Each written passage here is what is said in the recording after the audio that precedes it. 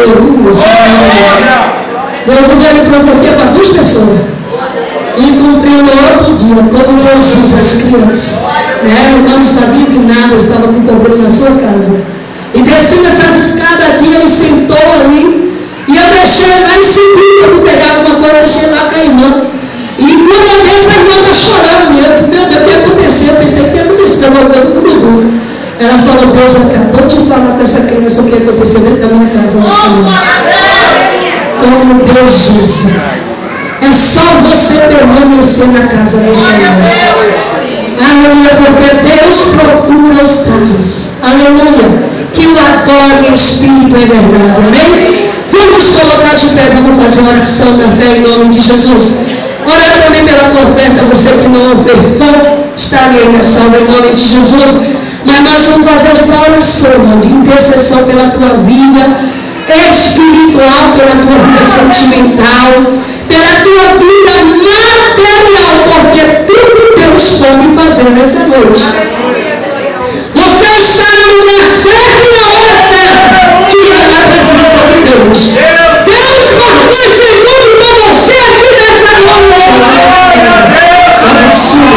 Nós temos a oração das 11h01 da tarde, ontem, ela trabalha de perna, olha, pastora, faz 15 dias que a minha sobrinha está subindo, ninguém sabe onde ela está, não encontra ela, já foi em delegacia, já foi no hospital, não encontra, ninguém, então você está no lugar certo, na hora certa.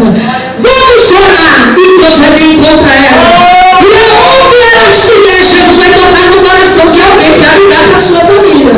E hoje ela veio aqui contar um milagre. Ontem, quando ela chegou na casa dela, a sobrinha dela está em Campina, jogada lá. E ligaram de lá e falaram onde ela estava essa jogada. Mas Jesus, os olhos de Deus, é como chama de fogo. Quando você ora, Deus rasga o céu, fecha o inferno e te dá a resposta que você precisa. Deus, ele é fiel e esse trabalho das 11h01 tem sido refúgio para muitos que trabalham no Bom Retiro. Porque aqui está reunindo 20 pessoas, 30 pessoas que estão com problema. Que Deus, Senhor, seu momento de almoço, mas vem ouvir uma palavra. Aleluia! Porque tudo que você faz para Deus tem uma recompensa. Você não vai ter recompensa. Deus, ele te dá em todo. Se você buscar o Senhor, ele te dá a resposta. Aleluia! Pegue na mão desse teu irmão, nós vamos orar agora em nome de Jesus. E você creia tão somente que nessa noite Deus vai quebrar a corrente. O Senhor vai libertar a vida, vai transformar a vida. O Senhor vai curar a tua alma nessa noite. O Senhor vai arrancar essa tristeza dentro de você. O Senhor vai tirar. É mentira, é surda como na estrela.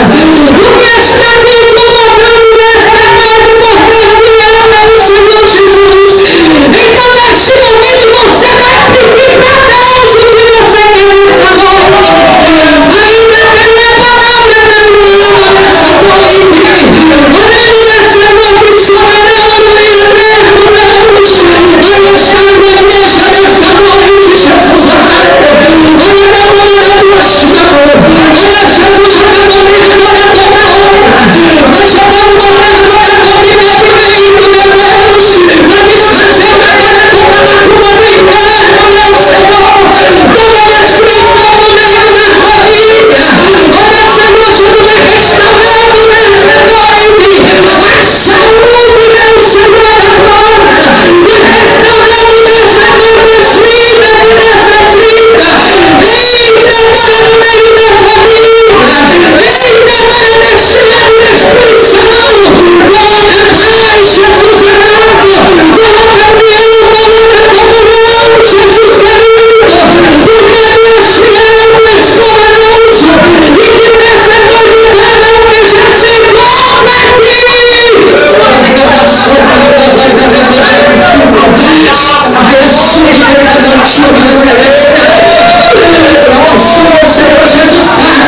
Saia desse culto nessa noite.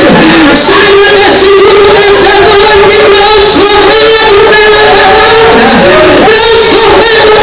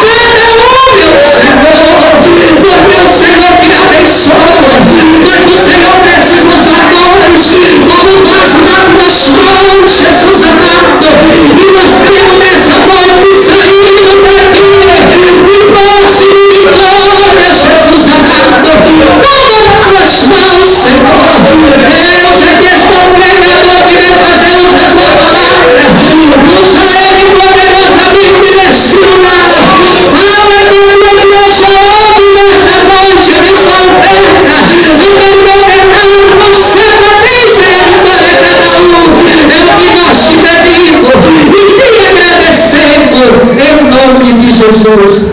Ainda no reino. O pastor Alexandre. Aleluia. Deus maravilhoso. És maravilhoso, Senhor. Digna ao Senhor de toda adoração. Com saúde e com a paz do Senhor Jesus. Amém. É motivo de muita alegria, sempre estar aqui esta noite. Para bendizer, nós agradecer o nome do Senhor Jesus. Está calor. Aleluia. Mas vai esquentar mais, irmãos. Oh, glória a Deus. Glória a Deus, aleluia. Eu quero agradecer ao Senhor pela vida do pastor José, pela vida da pastora Galene, pela vida do pastor Giovanni, sua esposa, juntamente com todo o corpo de obreiros e a amada igreja. E que vocês têm sido um canal de bênçãos na minha vida. Eu tenho tido o privilégio nesses dias de estar participando de festas especiais aqui. Aleluia. Amém?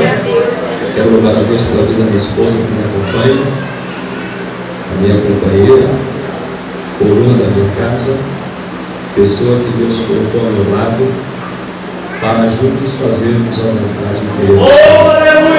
Amém? Minha filha não pôde vir, mas nós estamos aqui para juntos adorarmos ao Senhor Jesus Cristo. Você veio para adorar a Deus, levante a sua mão.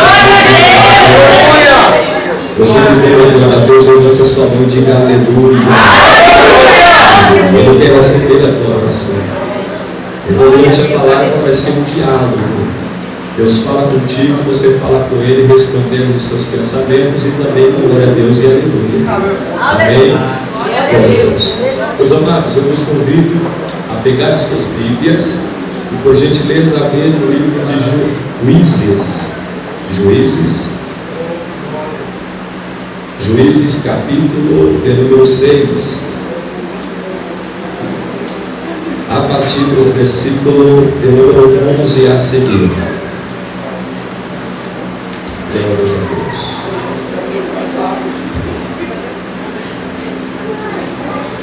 Glória a Deus.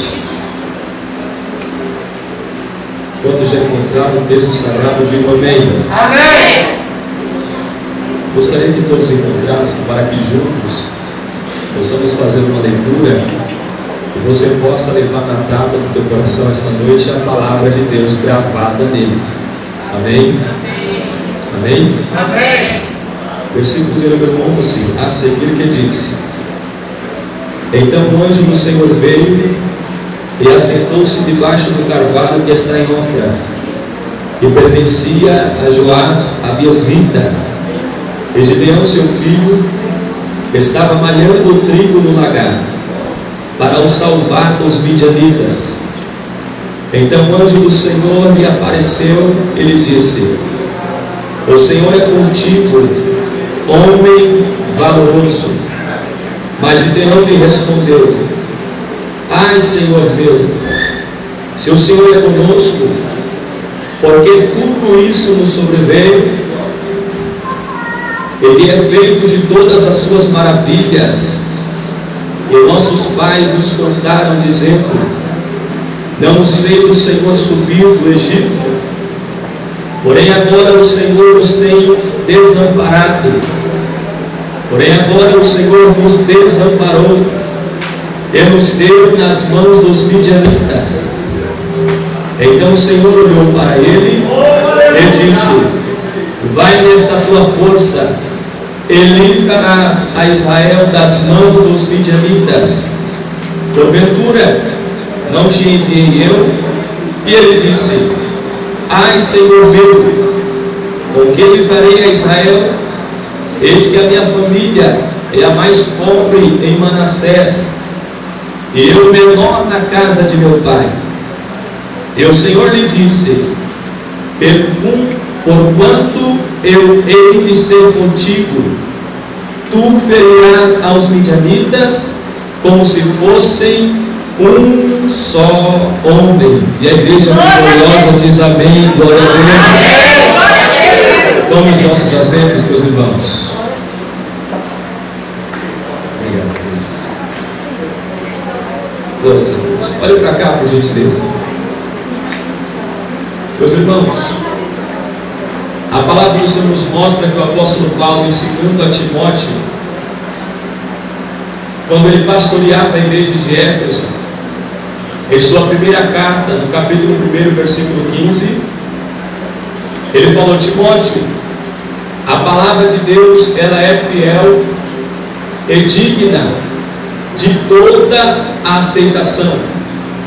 Tem uma continuação desse versículo, mas é bem interessante meditarmos na primeira parte desse glorioso versículo da Sagrada Palavra de Deus, porque nós nunca deveremos deixar de dar ouvidos à Palavra de Deus.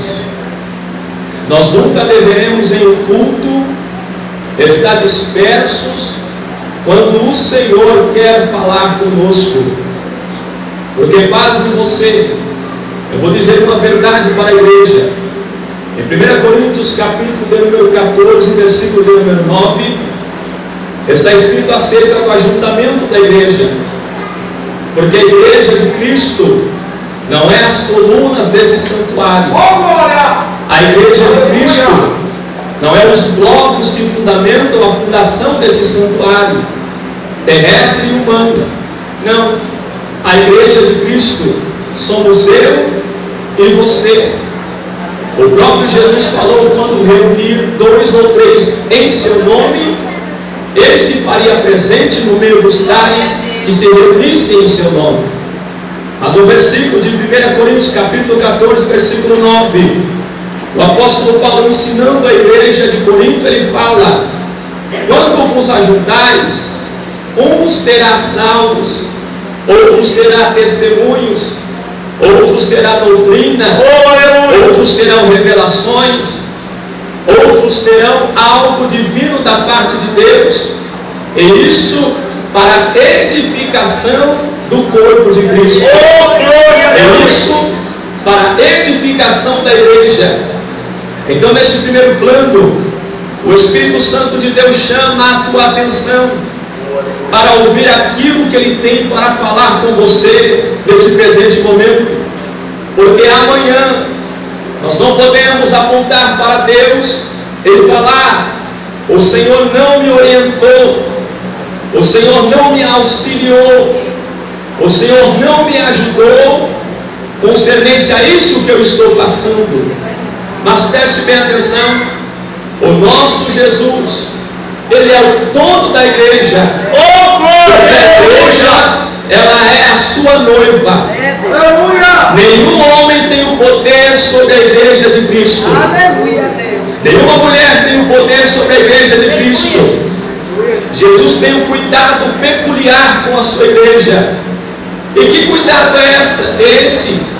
E como é este cuidado da parte de Cristo quando trata-se de cuidar da sua noiva? Porque qual é o noivo que entrega a sua noiva na mão de qualquer outra pessoa? Eu, quando estava desposando minha esposa para casar, eu tinha tanto cuidado com ela, que eu tinha muito ciúme dela. A bem da verdade é que Cristo me libertou do excesso do ciúme. Mas permaneceu o ciúme de cuidado. E este ciúme acarreta um cuidado que eu, adornando a minha esposa, preparando ela para os preparativos do nosso casório, em meu pensamento, em meu coração, eu falava e pensava assim: essa noiva foi Deus que me deu, e eu não entrego para ninguém.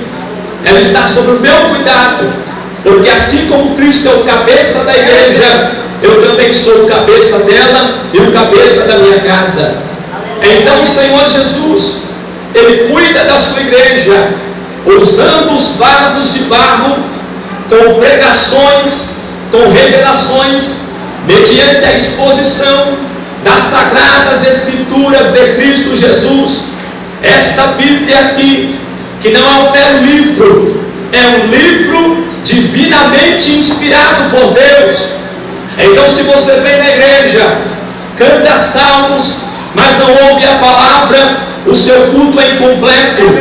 Se você vem para a igreja, Deus te usa para profetizar para alguém, e você não ouve a palavra, o seu culto é incompleto. Se você vem ao santuário e quer ouvir somente louvores, e não quer ouvir a palavra de Deus, o seu culto é incompleto. Deixa eu dizer algo para você: não é para te chatear, não é para te deixar em uma posição de desconforto. Deus cuida de você, falando contigo pelo intermédio da pregação da palavra de Deus. Como é que você sabe os caminhos do Senhor?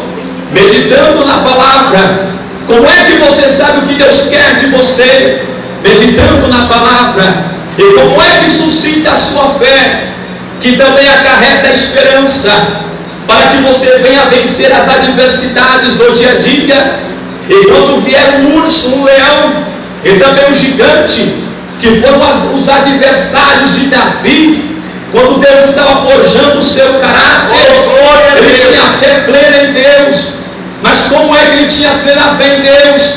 Porque ele confiava no Senhor.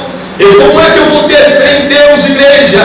Romanos capítulo 10, versículo de número 17. A fé vem pelo ouvir, e ouvir a palavra de Deus. Deixa eu dizer algo para você. Gálatas capítulo 1, versículo de número 8. O apóstolo Paulo ensinou na igreja da Galácia. Ele fala as seguintes palavras: se porventura descer um anjo do céu e pregar outro evangelho que não seja este, que seja anátema. O único evangelho verdadeiro é aquele que prega Jesus. O único evangelho verdadeiro é aquele mediante a palavra. E é mediante a palavra que você vai obter a sua vitória. Você pode dar glória a Deus por isso? É mediante o poder da palavra que Deus vai guiar os teus passos. Você pode dar glória a Deus por isso? É mediante o poder da palavra que você vai receber dons espirituais na sua noiva. Você pode dar glória a Deus por isso? É o poder da palavra que Deus vai tirar os teus filhos das drogas. Você pode dar glória a Deus por isso? É o poder da palavra que Deus vai arrancar tudo aquilo que não deve ficar. Você pode dar glória a Deus por isso? É o poder da palavra que Deus vai te levantar, que Deus vai te abençoar, que Deus vai te renovar, que Deus vai te curar, que Deus vai fortalecer a tua vida, que Deus vai forjar o teu caráter, que Deus vai trazer à tona a existência aquilo que não existe, porque há poder na palavra de Deus. Levanta sua mão direita para o céu neste momento, levante e diga após mim, por gentileza: há poder, diga, na palavra de Deus.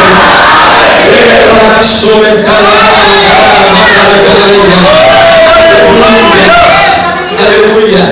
Irmãos, nesse contexto que meditamos nesses versículos de Juízes capítulo de número 6, a partir do versículo de número 11 em diante, a Bíblia vai nos mostrar uma forma, um modo, uma circunstância, em uma ocasião, que Deus se revela para Gideão. Gideão, ele está malhando trigo no lagar, em um vale que ficava em Ofra, uma terra de Gisrael. A Bíblia é clara ao dizer que ele prega o seu trigo, ele vai amassar no lugar aonde se deveria amassar uvas. Mas é interessante que nesse contexto de desespero, porque ele precisava esconder o seu mantimento dos seus inimigos, ele está ali fazendo o que estava ao seu alcance, para que ele não viesse perder o seu mantimento. Mas é interessante, meus irmãos, que Gideão, fazendo o que estava ao seu alcance, o anjo do Senhor aparece para ele, se agradando da sua postura, se agradando do que ele estava fazendo, se agradando do seu posicionamento, indiferente da situação em que ele estava vivendo. E quando o anjo do Senhor aparece para Gideão, ele fala: o Senhor é contigo, varão valoroso. Logo, da parte de Gideão, vem o questionamento: se de fato o Senhor é comigo, porque todo este mal nos sobreveio? Eu ouvi dos meus pais as as histórias dos nossos descendentes acerca de como o Senhor trabalhava no meio do seu povo e das maravilhas que o Senhor fez aparecer no meio do seu povo. Mas o Senhor continua falando para ele: vai nesta tua força, porque livrarás a Israel da mão dos midianitas.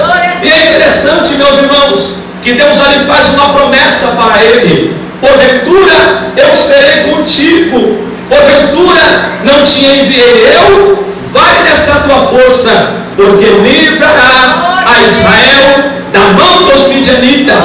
E você vai contra os midianitas e vai ferir os midianitas como se fossem um só homem. Mas espera aí, irmão Alexandre, por que estava acontecendo tudo isso na terra de Israel? É simples, a Bíblia nos mostra, a partir do versículo 1 do capítulo 6, porém, os filhos de Israel fizeram o que era mal aos olhos do Senhor, e o Senhor os deu nas mãos dos midianitas por 7 anos. Você discorrendo o livro de Juízes, a igreja amada vai perceber em sua meditação que Israel errava, Deus levantava alguém para puni-los como disciplina, depois Deus levantava alguém para livrá-los, e novamente Israel cometia novos erros, o povo de Israel cometia novos delitos. Mas é interessante que nesta ocasião, o povo de Israel, fazendo o que era mal aos olhos do Senhor, a Bíblia mostra que Deus entregou Israel na mão dos midianitas como disciplina durante 7 anos.